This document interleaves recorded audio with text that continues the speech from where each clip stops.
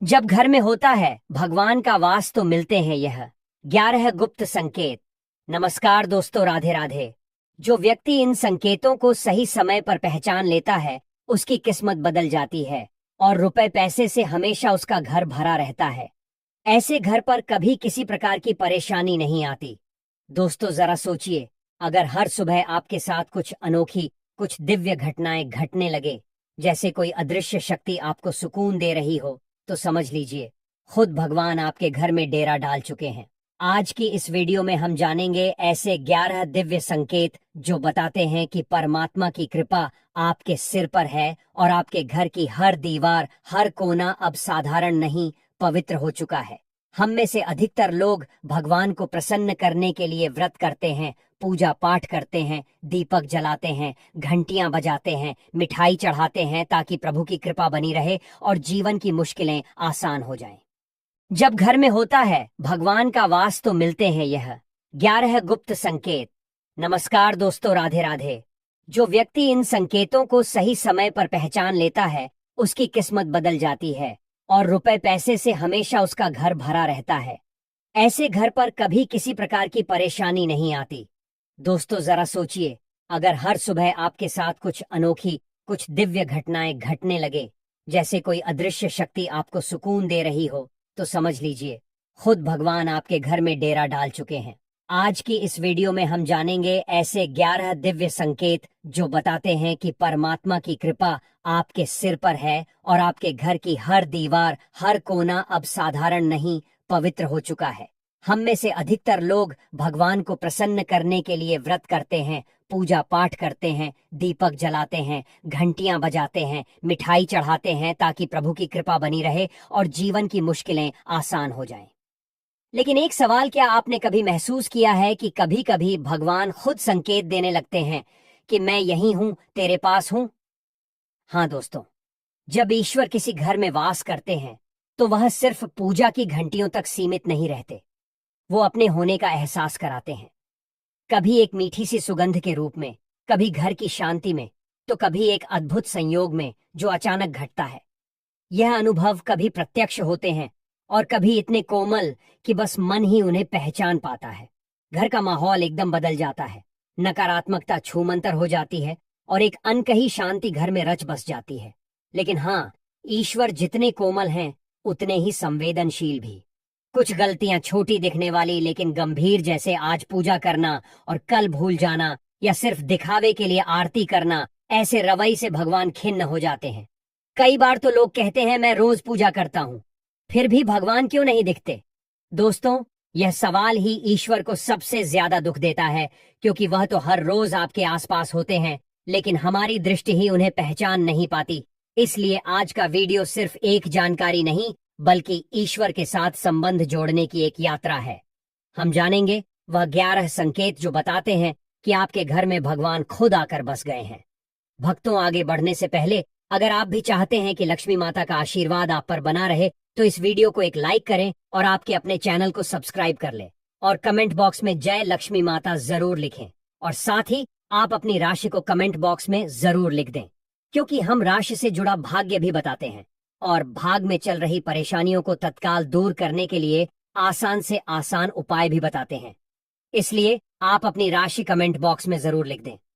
Number 1, Brahma मुहूर्त में नींद का खुलना, भगवान की मीठी पुकार।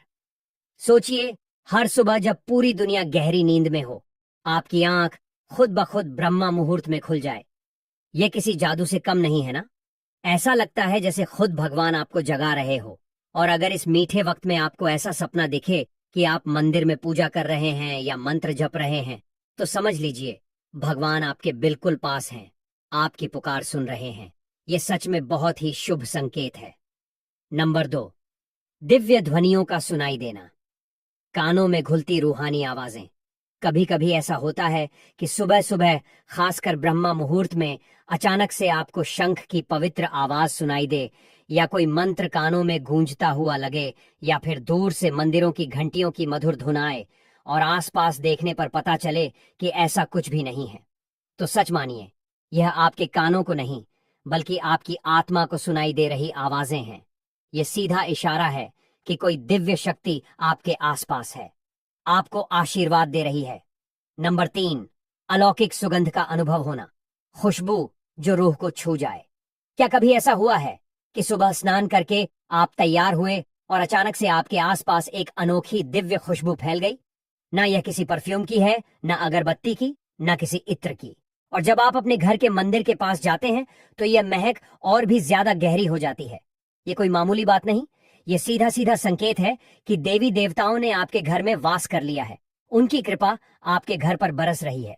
नंबर 4, जानवरों या साधु का आगमन, ईश्वर के दूत आपके द्वार पर। सोचिए, आप पूजा करने बैठे हैं और उसी वक्त कोई प्यारा जानवर, चाहे वह वफादार कुत्ता हो, मीठी बिल्ली हो या पूजनीय गाय या फिर कोई साधु या भिक्षुक आपके दरवाजे पर आ जाए, और यह सिलसिला 1-2 बार नहीं बल्कि हफ्ते में कई बार हो, तो यह कोई इत्तेफाक नहीं, ये ईश्वरीय संकेत है। गाय को तो हम माता का रूप मानते हैं, कुत्ता भैरव बाबा का प्रतीक है, और साधु याचक किसी न किसी देव रूप में आपके घर पधारते हैं। ऐसे में भूल कर भी इन्हें अनदेखा या निरादर मत करना। उन्हें प्यार से भोजन दो, पानी पिलाओ। यही तो सच्चा दान है। पैसे का दान एक तरफ, लेकिन भोजन और पानी का दान सबसे बड़ा माना गया है। नंबर 5, सपनों में भगवान के दर्शन। जब सपने में मिलते हैं भगवान, अगर आपको बार बार सपनों में मंदिर दिखते हैं या भगवान की मूर्तियां, उनकी तस्वीरें दिखती हैं, तो ये इस बात का इशारा है कि कोई देवीय शक्ति आप पर कृपा दृष्टि रखे हुए है। कभी कभी हम किसी बड़े फैसले की ओर बढ़ रहे होते हैं और अचानक कुछ ऐसा होता है कि हम रुक जाते हैं। यह भी एक तरह का संकेत है कि ईश्वर आपको किसी बड़ी गलती से बचा रहे हैं, उनकी कृपा आप पर बरस रही है। नंबर 6, हर जगह सम्मान प्राप्त होना। जहां जाओ बस सम्मान ही सम्मान। जिन पर भगवान की खास कृपा होती है, उनके लिए अमीरी गरीबी कोई मायने नहीं रखती, उन्हें तो हर जगह सम्मान मिलता है। अगर कोई कम मेहनत में ही बड़ी सफलता पा रहा है या हर संकट से आसानी से बाहर निकल जाता है, तो समझ लीजिए यह भगवान की रहमत है। ऐसे लोग मुश्किलों में भी मुस्कुराते हैं और हर हाल में सकारात्मक रहते हैं। इनकी जिंदगी में वाकई भगवान का हाथ होता है। नंबर 7, उल्लू का दिखना, जब लक्ष्मी माता खुद देती हैं दस्तक। अगर किसी दिन अचानक आपको उल्लू दिख जाए तो यह कोई मामूली बात नहीं, यह बहुत ही शुभ माना जाता है। हमारी हिंदू मान्यताओं में उल्लू को माता लक्ष्मी का वाहन कहा गया है, और उनका दिखना इस बात का संकेत है कि जल्द ही लक्ष्मी माता आपके घर में पधारने वाली है, उनकी कृपा आप पर बरसने वाली है। नंबर 8, खान पान की आदतों में बदलाव, जब पेट नहीं आत्मा तृप्त होती है। जब मां लक्ष्मी का वास किसी घर में होता है तो वहां के लोगों की खाने पीने की आदतें अपने आप बदलने लगती हैं। उन्हें ज्यादा खाने की इच्छा ही नहीं होती, बल्कि थोड़े से भोजन में ही उन्हें संतोष मिल जाता है।